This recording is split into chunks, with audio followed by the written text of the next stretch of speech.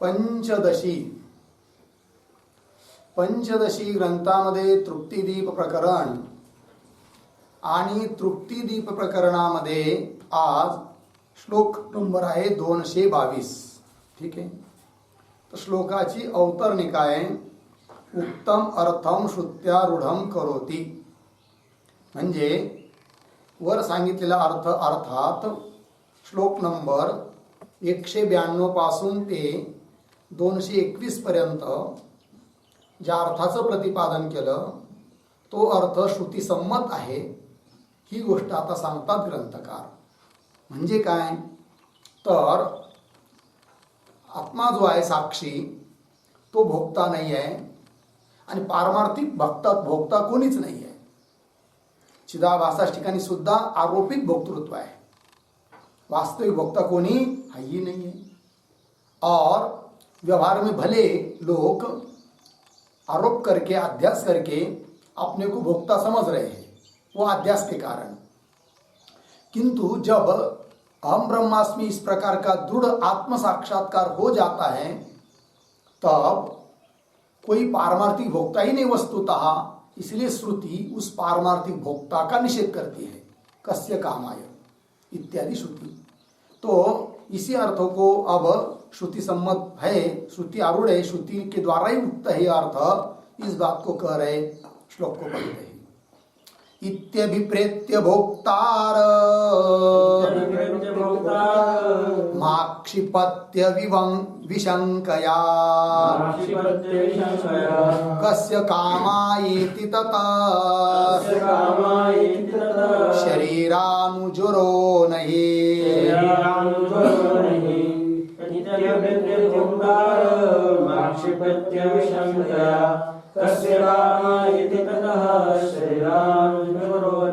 इति अभिप्रेत्य भोक्तारम आक्षिपति अविशंकया कस्य कामाय इति ततः शरीरानुज्वरः न हि. अन्वय कस्य कामाय इति ये श्रुति है. कस्य कामाय इति ऊपर इति अभिप्रेत्य अविशंकया भोक्तारम आक्षिपति ततः शरीरानुज्वरः न हि.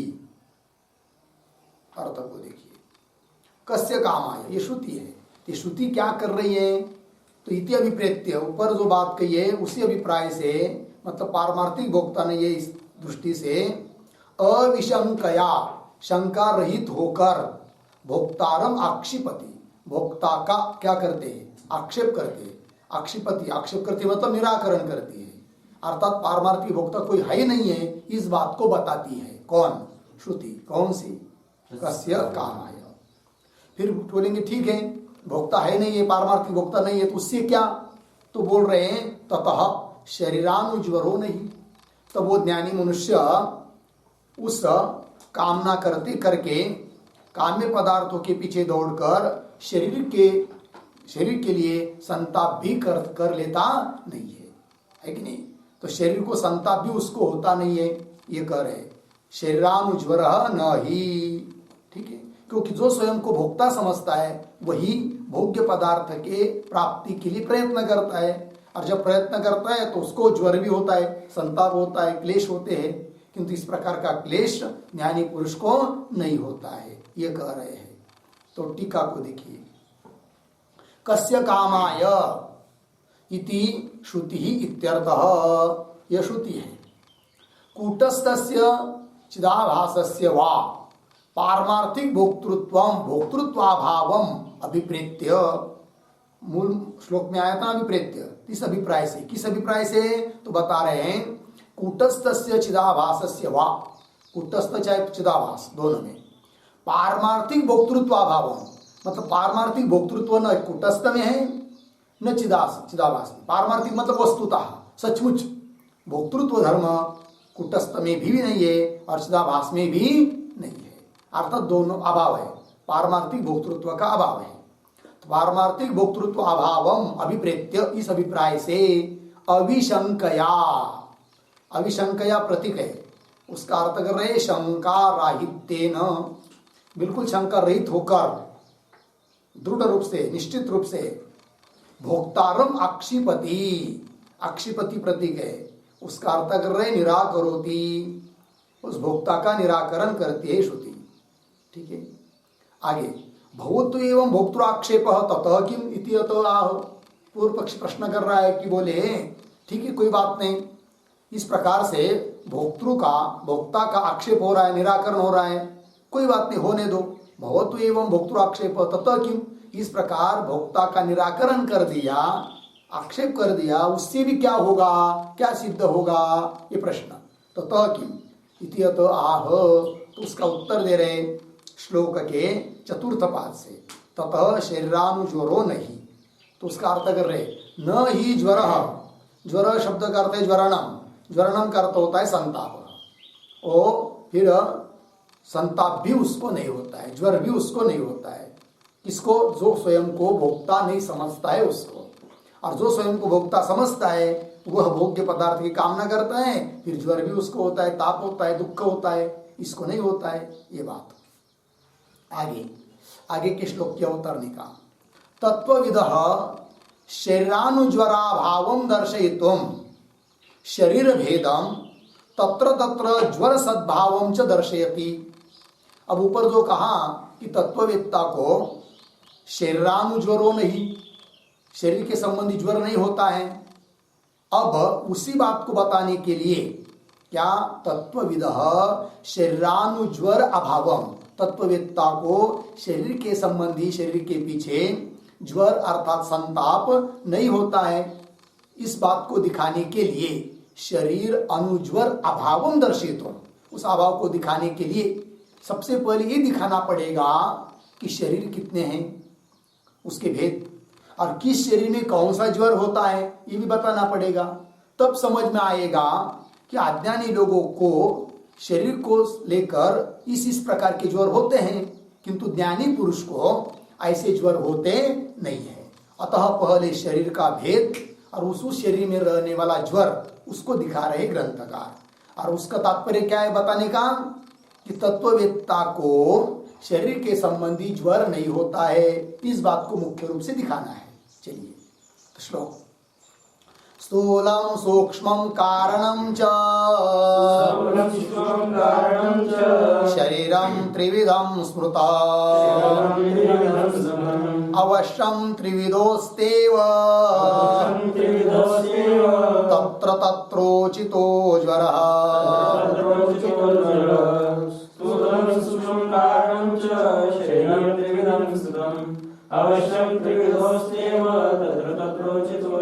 स्थूलं सूक्ष्मं कारणं च शरीरं त्रिविधं स्मृतम् अवश्यं त्रिविधः अस्ति एव तत्र तत्र उचितः ज्वरः। अन्वय स्थूलं सूक्ष्मं च कारणं त्रिविधं शरीरं स्मृतम्, त्रिविधं शरीरं स्मृतम्। नीचे तत्र तत्र उचितः त्रिविधः ज्वरः अवश्यम अस्ति एव। ठीक है, अर्थ देखिए तो तीन शरीर है भाई, स्थूल शरीर, सूक्ष्म शरीर और कारण शरीर। ठीक है, चकारणम त्रिविधम शरीरम स्मृतम, तीन शरीर बताया गया है, क्योंकि शरीर तीन शरीर बताया गया है। तो शरीर की व्याख्या क्या, शरीर किसको कहते, शीर्यते इति शरीरम, शीर्यते नश्यते, जो नष्ट होता है उसको बोलते हैं क्या, शरीर, क्षीण होता है वो शरीर। व्युत्पत्ति के अनुसार तीनों शरीर है, स्थूल शरीर, सूक्ष्म शरीर, कारण शरीर। सूक्ष्म शरीर और कारण शरीर भी ज्ञान के आगे टिकता नहीं है, क्षीण हो जाता है, नष्ट हो जाता है, अतः वह भी शरीर है। अब ये तीन शरीर बताए, अब कह रहे आगे कि तत्र तत्र उचितः त्रिविधः ज्वरः, उस शरीर में, उस शरीर के अनुकूल, उस शरीर के लिए योग्य तीन प्रकार के ज्वर होते हैं। कुछ ज्वर स्थूल शरीर के हैं, कुछ सूक्ष्म शरीर के हैं, और कुछ कारण शरीर के क्या है ज्वर। ज्वर संताप, दुख, क्लेश। तत्र तत्र उचितः त्रिविधः ज्वरः अस्ति एव, अवश्यम अस्ति एव। तो बता रहे फिर आगे के श्लोक के उत्तर लिखा, तत्र स्थूल शरीरे ज्वरान तावत आह। अब उन तीनों शरीरों में स्थूल शरीर में कौन कौन ज्वर है उसको कह रहे ग्रंथकार आगे के श्लोक से। तो श्लोक को पढ़ते हैं। वात पित्त श्लेष्मजन्य व्याधयः कोटिशस्तनौ दुर्गन्धित्व कुरूपत्व दाहभङ्गादयस्तथा। वात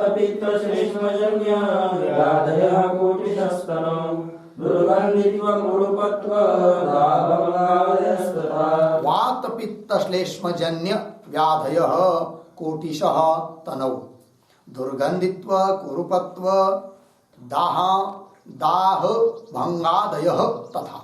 अन्वय तनौ कोटिशः वात पित्त श्लेष्मजन्य व्याधयः तथा दुर्गंधित्व कुरूपत्व दाह भंगादयः। ठीक है, चलिए भाई।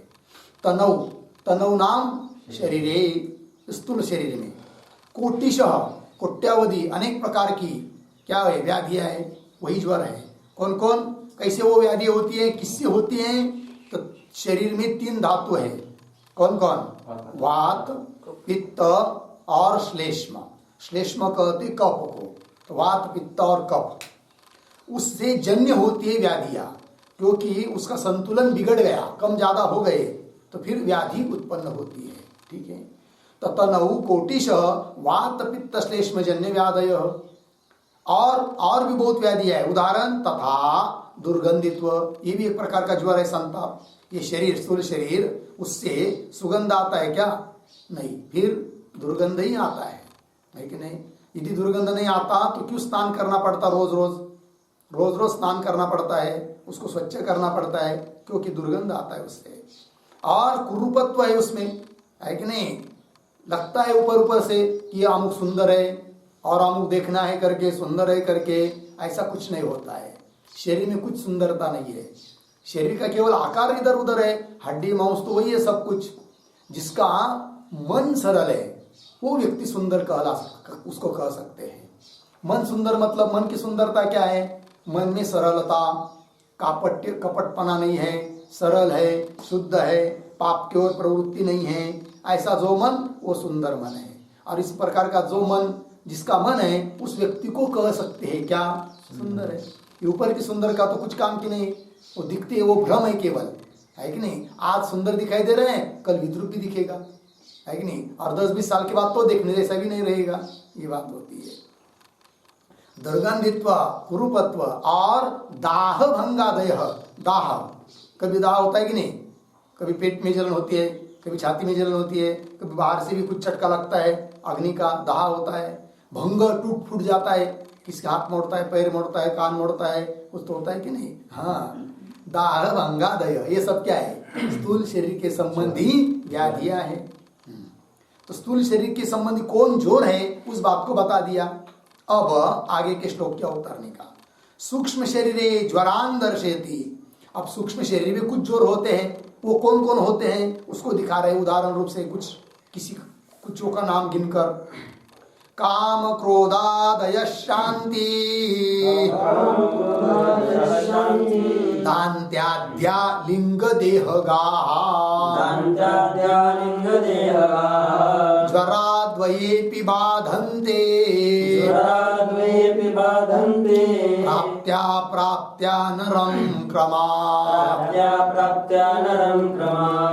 काम क्रोधादयः शान्ति दान्त्याद्या लिंग देहगा ज्वराद्वयेऽपि बाधन्ते प्राप्त्या नरं क्रमात्। काम क्रोधादयः शांति दान्त्याद्याः लिंग देहगाः ज्वराः द्वये अपि बाधन्ते प्राप्त्या अप्राप्त्या नरम क्रमात्। अन्वय, पहली पंक्ति सरल है।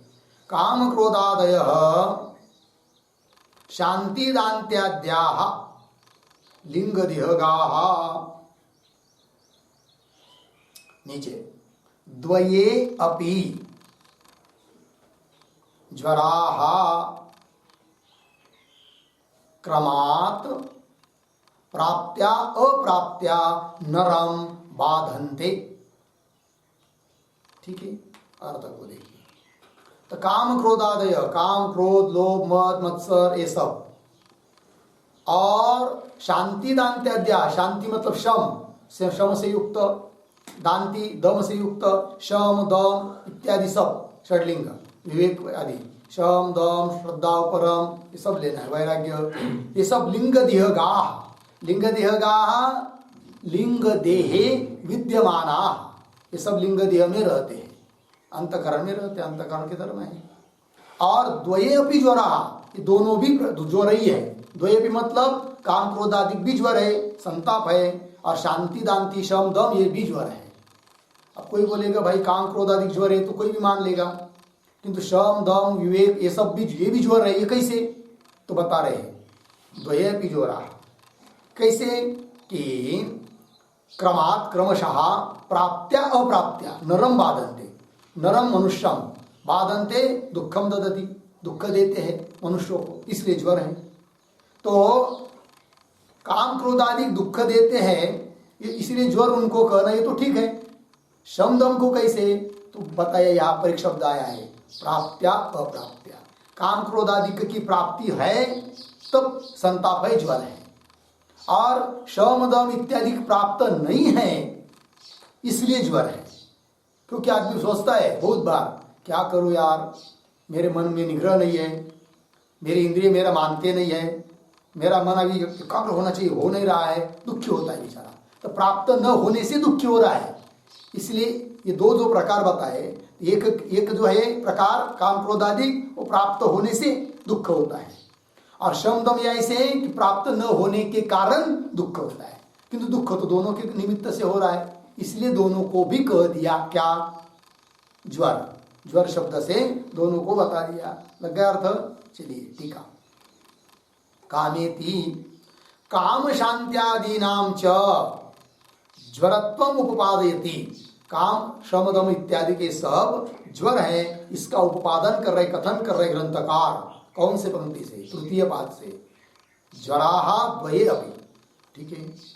तो टीका देखिए, द्वये अपि, द्वये अपि प्रतीक है, उसका अर्थ कर रहे द्विधा अपि, दोनों भी प्रकार के, पूर्ण विराम। क्रमेण प्राप्ति अप्राप्तिभ्याम नरम बाधन्ते, क्रमशः प्राप्ति और अप्राप्ति के द्वारा, काम क्रोध आदि की प्राप्ति रहती है तब दुख होता है, शम दम इत्यादि की प्राप्ति नहीं है तभी भी दुख होता है। तो प्राप्ति अप्राप्तिभ्याम नरम बाधन्ते, अतः ज्वर साम्यात्, इसलिए शम दम इत्यादि को भी ज्वर की साम्यता है, अतः उनको भी कह दिया क्या? ज्वर है करके। अतः ज्वर साम्यात् ज्वरः इति उच्यन्ते इत्यर्थ। लग गया अर्थ? आगे चलिए। अब स्थूल शरीर में और सूक्ष्म शरीर में कौन कौन ज्वर है इसको बताया। अब कारण शरीर में भी कुछ ज्वर है, उस बात को कहने जा रहे हैं। तो कारण शरीरगतः ज्वरः छांदोग्य श्रुतौ उक्तः इतिहास, कारण शरीर में भी ज्वर होता है, यह बात छांदोग्य उपनिषद का प्रमाण देकर बताया जा रहा है। छांदोग्य उपनिषद में कुछ प्रकरण आया है, तो देखिए श्लोक को पढ़ते हैं। स्वं परम च न वेत्यात्मा, स्वं परं च न वेत्यात्मा, विनष्ट इव कारणे, विनष्ट इव कारणे, आगामि दुःख बीजं चेत्, आगामि दुःख बीजं चेत्, ते तदिन्द्रेण दर्शितः। स्वं परं च न वेत्यात्मा, विनष्ट इव कारणे, आगामि दुःख बीजं चेत्, तेनेन्द्रेण दर्शितम्। ठीक है। स्वं परम च न वेत्ति आत्मा, विनष्ट इव कारणे, आगामि दुःख बीजं च इति एतत् इंद्रेण दर्शितम्। हो गया? चलिए भाई, तो अन्वय करेंगे। कारणे कारणे आत्मा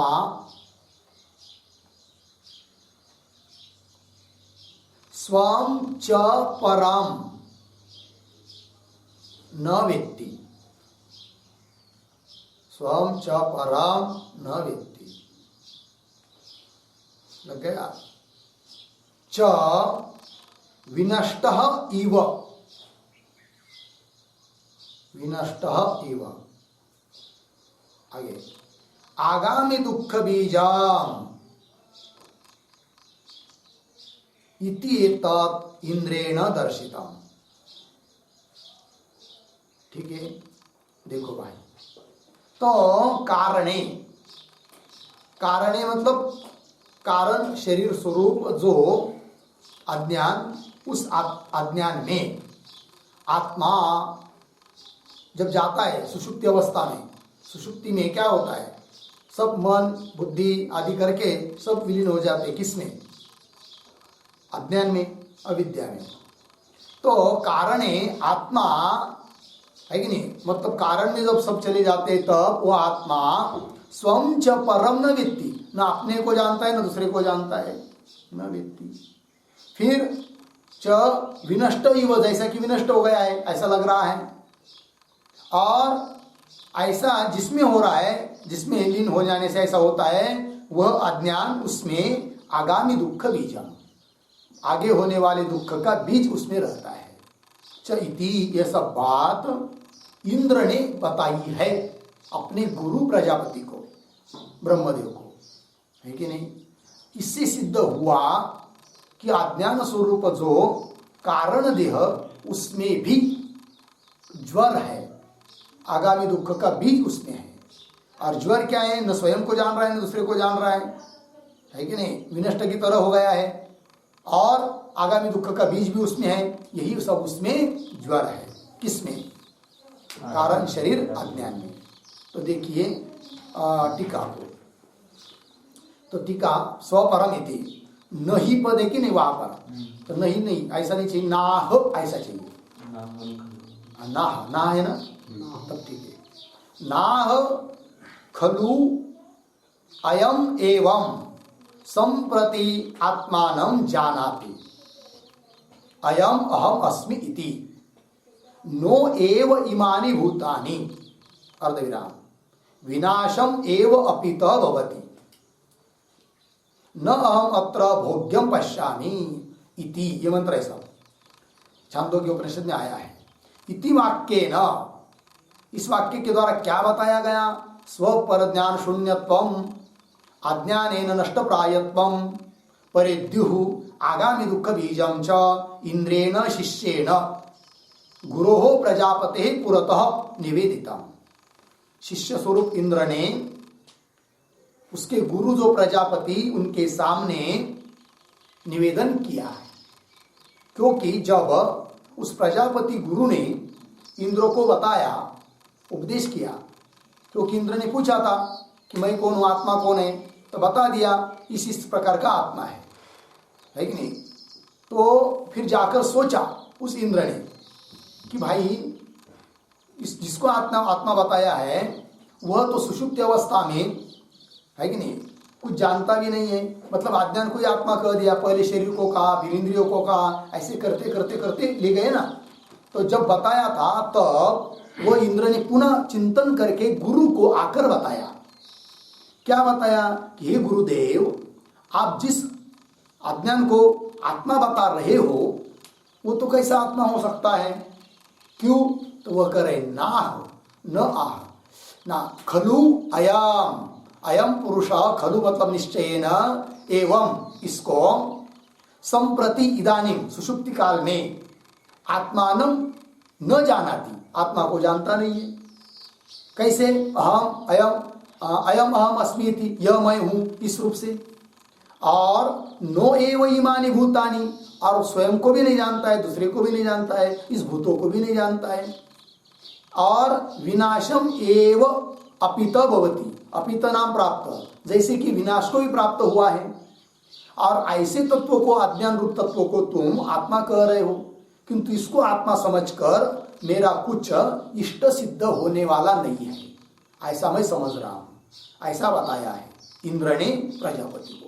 अतः हे प्रजापति देव, गुरुदेव, हमको वास्तविक जो आत्मा है उसका ही उपदेश कीजिए।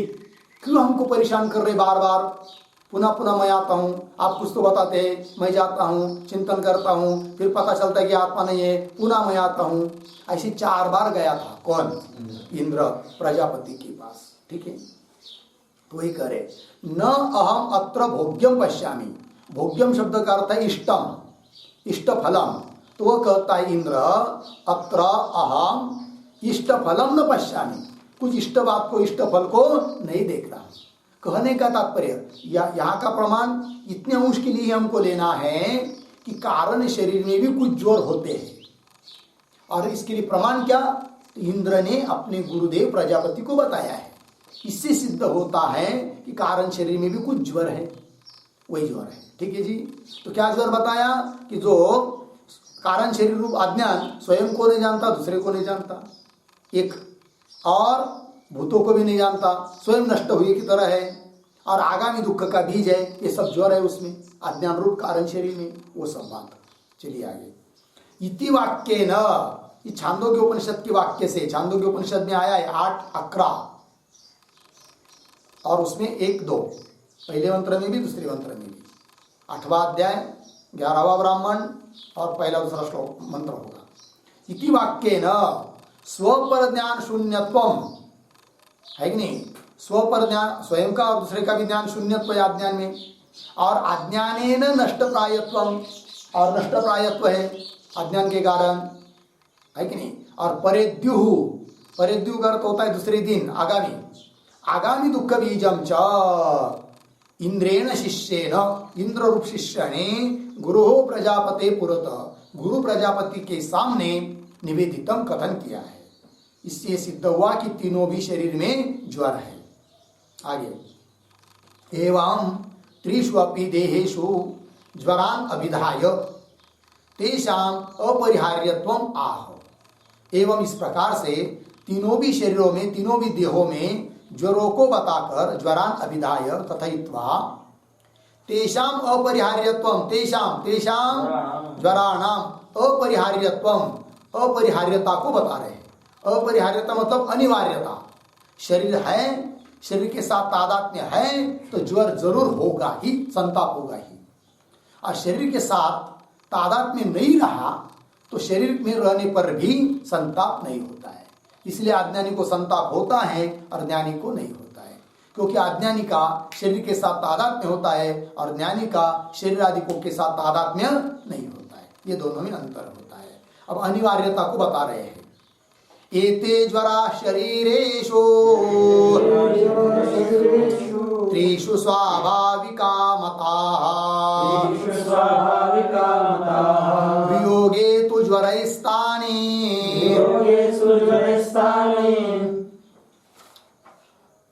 शरीराण्येव नासते।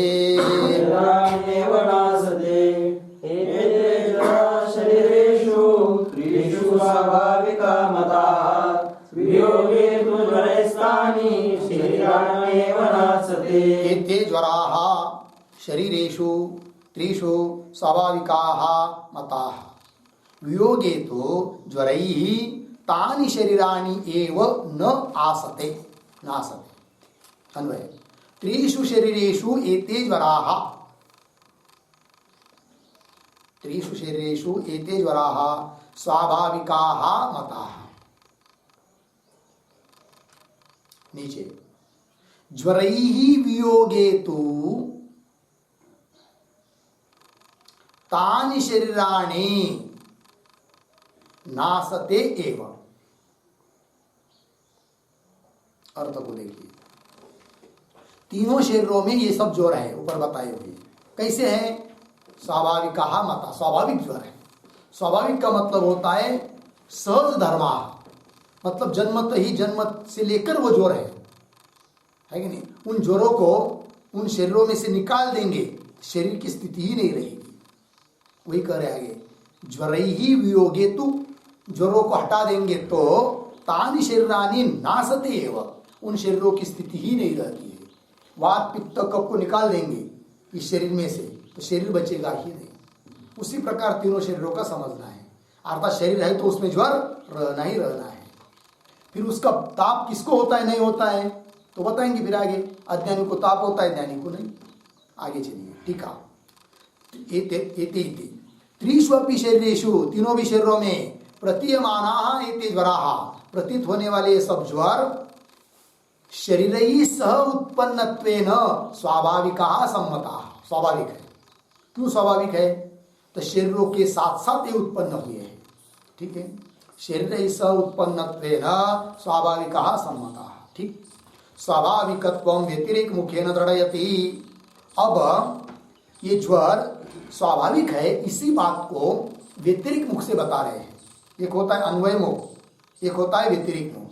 अन्वय मुख मतलब तत्सत्वे तत्सत्वम अन्वय, व्यतिरिक मतलब तद अभावे तद अभाव, इसको कहते व्यतिरेक।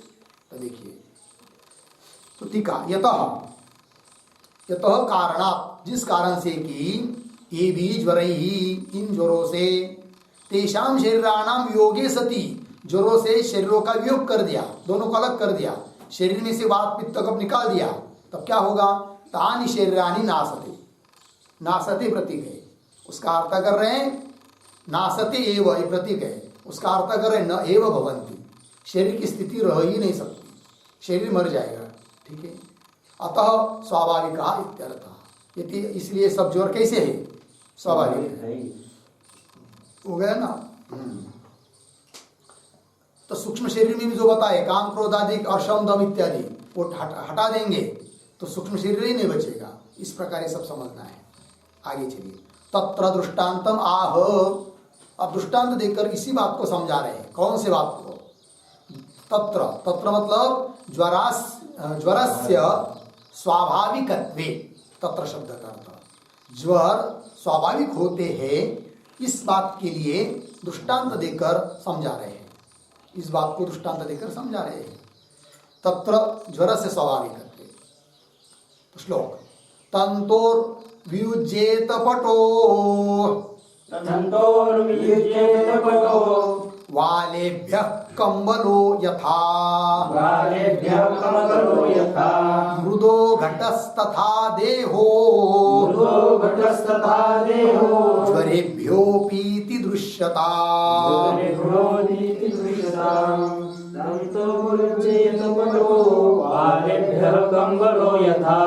मृदो घटस्तथा देहो ज्वरेभ्योऽपीति दृश्यताम्। तन्तोः वियुज्येत पटः, वालेभ्यः कंबल यथा, मृदः घटः तथा देहः ज्वरेभ्यः अपि इति दृश्यताम्। अन्वय, यथा तन्तोः पटः वियुज्येत, वालेभ्यः कंबलः, मृदः घटः तथा ज्वरेभ्यः देहः अपि इति दृश्यता। बहुत सारे दृष्टांत देकर समझा रहे हैं। तो जिस प्रकार तंतु और पट, ये दो चीजें हैं। तंतु उपादान कारण है और कार्य है कौन? पट। किंतु तंतोः पटः वियुज्येत, तंतु से और पट को अलग कर देंगे, कि वह पट से तंतु को अलग कर देंगे। तात्पर्य पट में से एक एक तंतु को निकाल लेंगे, तो पट बचेगा क्या? नहीं बचेगा। ठीक है ना? ये दृष्टांत एक हुआ। वालेभ्य कंबलः, वालेभ्य कंबल, कंबल जिससे बनती है उन धागों को, सूत्रों को कहते क्या? वाल। तो उस कंबल से एक एक बाल को निकाल देंगे, क्योंकि वो मेंढी आदि के बाल से बनती है ना क्या? कंबल। तो एक लोकर से बनती है कंबल, एक एक लोकर के धागे को निकाल देंगे तो कंबल बचेगी? नहीं बचेगी। ये दूसरा दृष्टांत हुआ। और एक दृष्टांत, मृदः घट, मिट्टी और घट, जिस मिट्टी से घट बना है उस मिट्टी को उस घट से हटा देंगे तो घट का अस्तित्व बचेगा क्या? नहीं। तथा उस प्रकार ज्वरेभ्य देह, ज्वर और देह इनको अलग अलग कर देंगे तो शरीर बचेगा ही नहीं। ठीक है, ये कह दिया। अतः ज्वर अनिवार्य होते ही है, रहेंगे ही शरीर में। ज्वरेभ्य देह अपि इति दृश्यताम। हो गया। आगे चलिए, आगे के श्लोक क्या उत्तर का। इदानीम कूटस्थे ज्वराभावम कैमुत्तिक न्यायेन दिदर्श इषुः चिदाभासे तावत् ज्वराभावम दर्शयति। हो गया। दर्शयति कहा ग्रंथकार दर्शयति। ग्रंथकार किम दर्शयति? ग्रंथकार चिदाभासे ज्वराभावम दर्शयति। चिदाभास में ज्वर का अभाव है, इस बात को तावत सबसे पहले आप दिखा रहे हैं। फिर ऐसा दिखाने से क्या होगा? तो चिदाभास में भी ज्वर नहीं है, अर्थात प्रतिबिंब में भी ज्वर नहीं है, तो वह प्रतिबिंब जिस बिंब का है कुटस्थ का, उस कुटस्थ में ज्वर कहां से होंगे? अर्थात नहीं होंगे। इस बात को कैमुत्तिक न्याय से दिखाने के लिए सबसे पहले चिदाभास में भी ज्वर का अभाव होता है, इस बात को दिखा रहे हैं कौन? ग्रंथकार। वही देखिए, इदानीम कूटस्थे ज्वराभावम, कूटस्थ में ज्वर का अभाव होता है, इस बात को कैमुत्तिक न्याय से दिदर्श इषुः दिखाने की इच्छुक ग्रंथकार चिदाभासे, चिदाभास में तावत प्रथम ज्वराभावम दर्शयति, ज्वर के अभाव को दिखा रहे हैं। चिदाभासे स्वतः कोपि ज्वरो नास्ति यतश्चितः प्रकाशैक स्वभावत्व मेव दृष्टं न चेतर।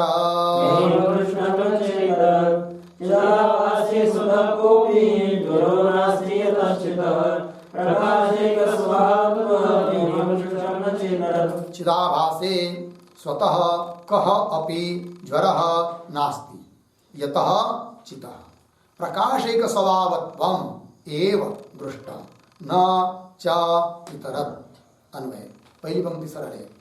चिदाभासे स्वतः कः अपि ज्वरः नास्ति यतः चितः प्रकाशैक स्वभावत्वम् एव दृष्टं च इतरत् न। ठीक है, अर्थ को देखिए भाई। तो कह रहे हैं कि चिदाभास में स्वतः मतलब स्वभावतः, कह अपि ज्वर नास्ति, कोई भी ज्वर नहीं है, भले उपाधि के कारण ज्वर प्रतीत हो रहा हो। किसमें बोलते जाओ? चिदाभास में उपाधि के कारण ज्वर प्रतीत होता है। किसमें? चिदाभास में। किंतु स्वभावतः ज्वर नहीं है। किसमें? चिदाभास में, है कि नहीं? तो चिदाभासे स्वतः स्वभावतः कः अपि ज्वर नास्ति यतः, जिस कारण से। अतः चितः, चित्त नाम चेतन, चितः प्रकाशैक स्वभावत्वमेव। चित्त अर्थात चैतन्य प्रकाशैक स्वभाव है, कूटस्थ रूप चैतन्य, है कि नहीं? प्रकाशैक स्वभावत्वमेव दृष्टं च इतरत् न। अतः चैतन्य कूटस्थ कैसा है? प्रकाश एक स्वभाव वाला है, अर्थात उसमें कोई भी ज्वर नहीं है। चिदाभास में ही ज्वर नहीं है, तो उसका मूल कूटस्थ में कहां से ज्वर होंगे? अर्थात नहीं है। टीका देखिए, चिदाभासेति, चिदाभासे स्वतः, स्वतः प्रतीक, उसका अर्थ कर रहे हैं शरीर त्रयगत ज्वर संबंधम अंतरेण न कोपि ज्वर विद्यते। ठीक है, तो चिदाभास में स्वतः ज्वर नहीं है। स्वतः नहीं मतलब तो शरीर त्रयगत, तीन शरीर में विद्यमान जो ज्वर, उसके संबंध के कारण भले ज्वर प्रतीत हो रहे हो। किसमें? चिदाभास में, किंतु स्वभावतः स्वतः ज्वर उसमें नहीं है। वही दे रहे शरीर त्रयगत, तीन शरीरों में विद्यमान जो ज्वर, उसके संबंध के बिना न कोपि ज्वर विद्यते चिदाभास है। चिदाभास में कुत इत्यतः, क्यों उस चिदाभास में ज्वर नहीं है? तो उसका उत्तर दिया यत इत्यादि पंक्ति से। तो क्या करें? यतः चितः, चितः प्रति, तो चितः प्रकाशिक स्वभाव से, चित नाम चैतन्य से, प्रकाशिक स्वभाव से चैतन्य केवल प्रकाश एक स्वभाव है, ऐसा विद्वान लोगों को अनुभव में आता है। तो विद्वत अनुभव सिद्धत्वात्, विद्वान पुरुषों को, ज्ञानी पुरुष को अनुभव सिद्ध होने से, तो प्रतिबिंबस्य चिदाभासस्य तथात्वम एष्टव्यम इति भाव। तो प्रतिबिंब स्वरूप जो चिदाभास, ठीक है ना? देखो भाई, चित प्रकाशिक स्वभावस्य विद्वत अनुभव सिद्धत्वात् पंक्ति मिली। चित्त नाम चैतन्य, कौन चैतन्य? कूटस्थ चैतन्य। तो कूटस्थ चैतन्य आत्म चैतन्य, ब्रह्म चैतन्य, प्रकाशिक स्वभाव है, ऐसा विद्वान लोगों को अनुभव है, अनुभव सिद्ध है। और उसी कूटस्थ रूप चैतन्य का प्रतिबिंब जो चिदाभास, अब उसमें यदि कोई ज्वर नहीं है बिंब में, तो प्रतिबिंब रूप चिदाभास में ज्वर कहां से होंगे? नहीं है, कोई करे।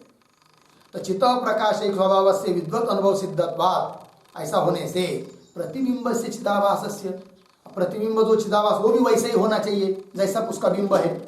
तो प्रतिबिंब से चिदाभास्य भासस्य तथात्वम एष्टव्यम, एष्टव्यम मंतव्यम, उसको भी चिदाभास को भी ज्वर रहित केवल प्रकाश एक स्वरूप ही समझना चाहिए। ठीक है, इति भाव हो गया। आगे चलिए, आगे के श्लोक क्या उत्तर निकाल। यदर्थम चिदाभासे ज्वराभाव उपपादितः तदिदानीं दर्शयति, जिस प्रयोजन से, जिस प्रयोजन के लिए, जिस कारण से चिदाभास में ज्वर का अभाव दिखाया, उपादन किया, कथन किया, तद इदानीं दर्शयति, उसी प्रयोजन को अब दिखा रहे हैं। ठीक है, तो श्लोक को पढ़ देंगे। चिदाभासेप्य संभाव्या ज्वरा साक्षिणी का कथा, एवमप्येकतां मेने चिदाभासो ह्यविद्यया, चिदाभासेप्य संभाव्या ज्वरा साक्षिणी का कथा, एवमप्येकतां मेने चिदाभासो ह्यविद्यया। चिदाभासे अपि असंभाव्याः ज्वराः साक्षिणी का कथा, एवं अपि एकतां मेने चिदाभासः हि अविद्यया। अन्वय, चिदाभासे अपि ज्वराः असंभाव्याः साक्षिणी का कथा। आगे, एवं अपि चिदाभासः हि अविद्यया एकतां मेने। ठीक है, अर्थ को देखिए। चिदाभासे अपि ज्वराः असंभाव्या, चिदाभास में भी ज्वर की संभावना नहीं है, असंभाव्या।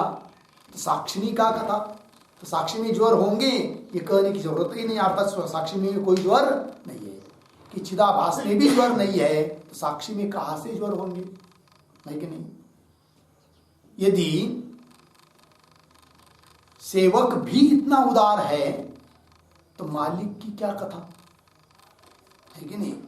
अर्थात ये जैसे कैमुत्तिक न्याय से बताया जाता है, उसी प्रकार चिदाभास में भी ज्वर नहीं है तो साक्षी में कैसे होंगे, अर्थात नहीं है। एवं अपि, ऐसा होने पर भी, एवं अपि का अर्थ ज्वराभावे अपि, एवं अपि का अर्थ क्या करेंगे, ज्वराभावे अपि, ज्वर का अभाव होने पर भी क्या होता है, एवं अपि चिदाभासः हि अविद्या एकता मेने, चिदाभास अविद्या के कारण, अज्ञान के कारण एकता को मानता है, अर्थात देहादि के साथ तादात्म्य करता है। कौन? चिदाभास। इसलिए उसमें ज्वर की प्रतीति होती है, वस्तुतः उसमें कोई ज्वर नहीं है। लग गया? चलिए टीका। चिदाभासे अपीति यदर्थम चिदाभासे अपि ज्वराः न संभाव्यन्ते, जिस कारण से कि चिदाभास में भी ज्वराः न संभाव्यन्ते, ज्वर नहीं है, ज्वर की संभावना नहीं है। तदा न साक्षिणी संभवती, साक्षी में भी नहीं है। इति किमु वक्तव्यम, इस बात को क्या कहना, कहने की जरूरत ही क्या है, अर्थात साक्षी में भी ज्वर नहीं है। इति भाव।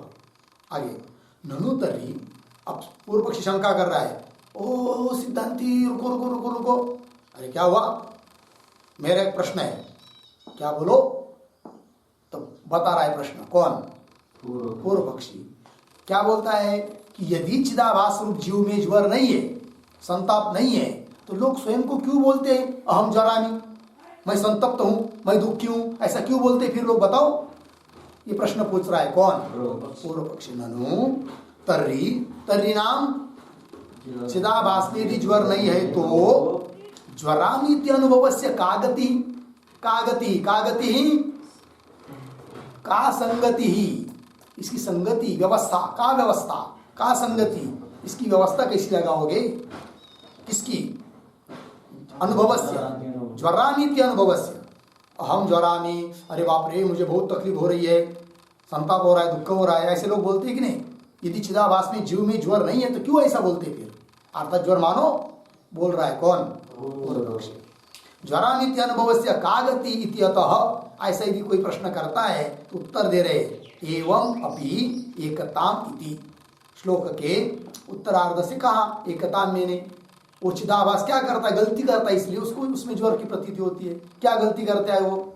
एकताम मैंने, एकता मानता है, अभेद मानता है। किसके साथ? शरीर के साथ। इसीलिए शरीर के ज्वर उसमें प्रतीत होते हैं। ये गड़बड़ है उसकी। ठीक है, आगे देखिए, आगे के श्लोक क्या उत्तर निका। एकताम मैंने इति संक्षेपेण उत्तम अर्थम प्रपंचयति। अभी ऊपर के श्लोक में एकताम मैंने इस संक्षिप्त से कुछ बात कह दी, उसको अब विस्तार करके बता रहे हैं, स्पष्ट करके बता रहे हैं। एकताम मैंने इति संक्षिप्तम अर्थम संक्षेपेण उत्तम अर्थम प्रपंचयति विस्तारयति। साक्षि सत्यत्वमध्यस्य स्वेनोपेते वपुस्त्रये तत्सर्वं वास्तवं स्वस्य स्वरूपमिति मन्यते। साक्षि सत्यत्वमध्यस्य स्वेनोपेते वपुस्त्रये तत्सर्वं वास्तवं स्वस्य स्वरूपमिति मन्यते। साक्षि सत्यत्वम अध्यस्य स्वेन उपेते वपुः त्रये तत्सर्वं वास्तवं स्वस्य स्वरूपम इति मन्यते। एकता मैंने करता है तो अन्वय स्वेन उपेते वपुः त्रये। साक्षि सत्यत्वम अध्यस्य तत्सर्वं स्वस्य वास्तवं स्वरूपम इति मन्यते। अर्थ को देखिए भाई। स्वेन उपेते, चिदाभास क्या करता है? तो स्वेन उपेते, उपेते मतलब युक्त, सहित, अपने सहित जो वपुत्र है, वपु शरीर, त्रय तीन, अपने साथ जो तीन शरीर है उस शरीर में सत्यत्व है नहीं, किंतु उन शरीरों का अधिष्ठान जो साक्षी, उसमें सत्य की सत्यत्व का आरोप करता है। किसमें? स्वयं के सहित, स्वयं में भी और इन तीन शरीरों में भी। मतलब इन शरीर को और चिदाभास स्वयं को और तीन शरीरों को सत्य समझता है, अपने को अध्यास कर लेता है। तो स्वेनोपेते वपुः त्रये साक्षी सत्यत्वम, साक्षी अधिष्ठान चैतन्य, उसमें सत्यत्व है, उस सत्यत्व का अध्यास कर लेता है। किसमें? अपने सहित तीन शरीरों में। साक्षित्वम, साक्षी सत्यत्वम अध्यस्य, अध्यास करके फिर केवल अध्यास नहीं करता है, फिर तत्सर्वम स्वस्य वास्तवम, ये सब अपना है और वास्तविक है, ये शरीर मेरा ही है ऐसा समझता है, और ये वास्तविक है, सच्चा है ऐसा समझता है, सत्य समझता है। तत्सर्वम स्वस्य स्ववास्तवम स्वरूपम इति मन्यते। यही एकता मैंने, इसका अर्थ हुआ। अर्थात चिदाभास शरीर आदि को के साथ तादात्म्य कर लेता है, उसको सत्य समझता है, अतः उसके धर्मों को भी अपना मान लेता है, इसलिए उसमें ज्वर की प्रतीति होती है। किसमें? चिदाभास में, जीव में। वस्तुतः उसमें कोई ज्वर नहीं है, भ्रम कर लिया उसने, अब क्या करे उसको? टीका साक्षी चिदाभास स्वेन सहिते शरीर त्रये, अपने सहित जो तीन शरीर, उन तीन शरीरों में साक्षीगतम सत्यत्वम अध्यस्य, साक्षी में विद्यमान जो सत्यत्व है उसको अपने में अध्यास करके तत्सर्वम, तत्सर्वम का अर्थ कर रहे हैं ज्वरवत शरीर त्रयम, है कि नहीं? ज्वर की तरह शरीर त्रय, इन सबको स्वस्य वास्तवम स्वरूपम इति मन्यते, यही अपना वास्तविक स्वरूप है ऐसा वो मानता है। कौन? चिदाभास। हाँ, बोलते जाओ भाई आगे। एवं, इसीलिए आप संगति लगा दी ना। पूर्व पक्ष ने शंका क्या पूछी थी कि ज्वरानीति अनुभव से का गति, तो उसकी संगति लगा दी, फिर क्यों ऐसी अनुभूति होती है करके। अब आगे एवं भ्रांति ज्ञाने सती किम भवती इत्याह। अब चिदाभास का ऐसा भ्रम ज्ञान हो जाता है, इस प्रकार भ्रांति ज्ञान होने पर किम भवती, क्या होता है, क्या उसका, उससे क्या सिद्ध होता है, क्या परिणाम निकलता है उसका, ऐसा प्रश्न उत्तर दे रहे हैं।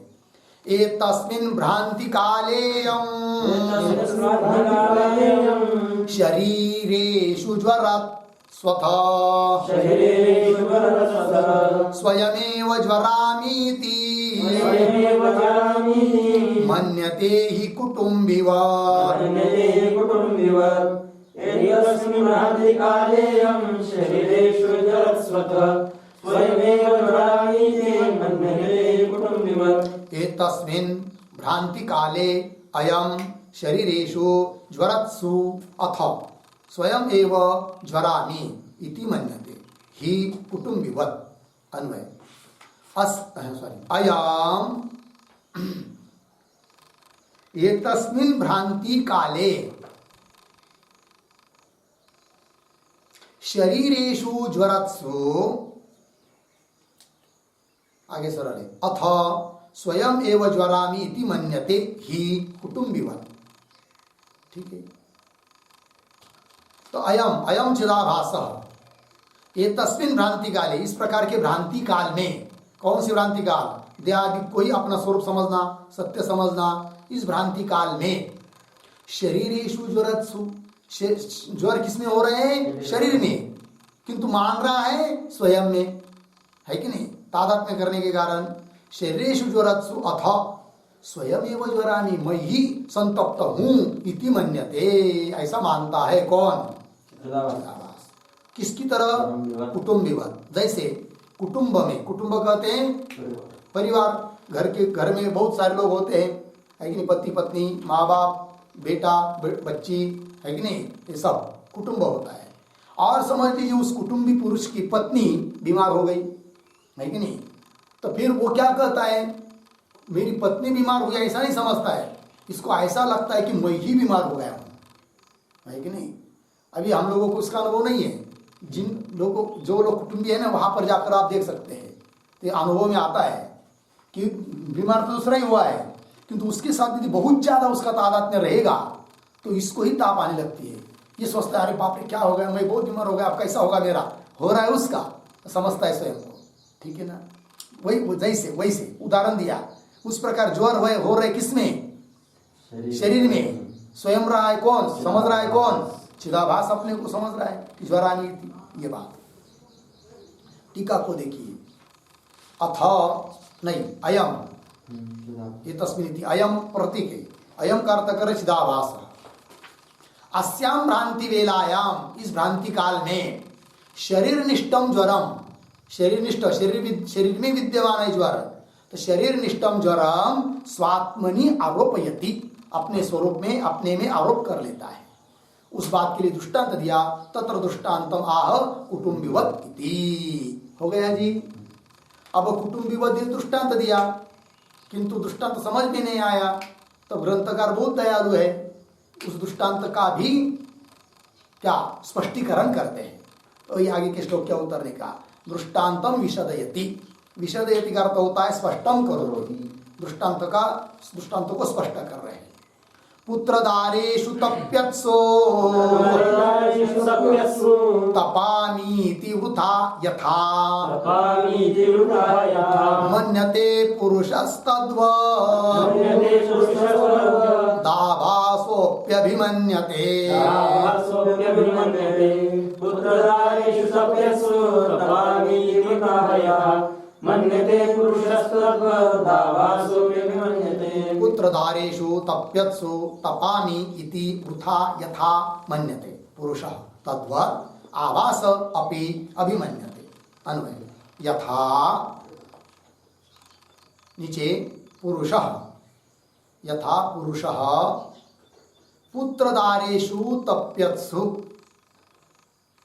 तपामि इति वृथा मन्यते तद्वत् आभास अपि अभिमन्यते।